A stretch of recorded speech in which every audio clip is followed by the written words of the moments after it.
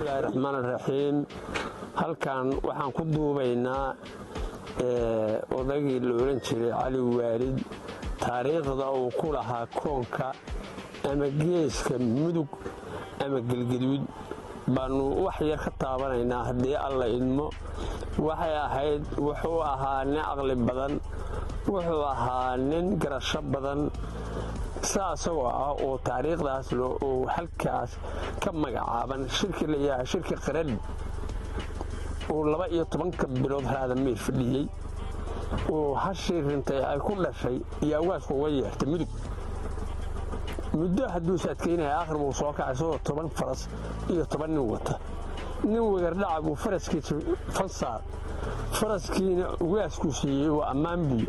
ninkaasna wuxuu kula hesheeyey duulaanka fardaha heli doona faraska ugu fiican baad leed maandhow faraska waa bixinaynaa yeel. waa uu yeelay, ugaaskii faraskii uu ku wareejiyey.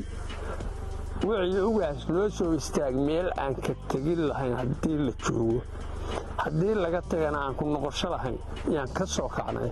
ugaasku waa u istaagay, sugu waa yaqaanay.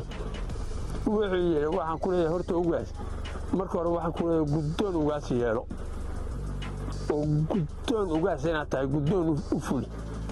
waxaa labeeyaa ninka mira badan oo mareexaan ah ama raadamiira waxa uu doonaya duudsi. ninka mira yarna waxa uu tirsanayo si mareexaanna saa ku kala dir ama raadamiir. dhaqaaquu dhaqaaqay baa nin wuxuu yidhi 3 bilood ninkaa sugaysay ma ninka faraska dheeliisa ka hadlay baa ugaas anna ogi ilaahayna og turkina og buu 3 kelmadood kala balay 3 maqribkii waa lagu kala daray. horta waalid ninkaasuu ahaa waan cali waalid.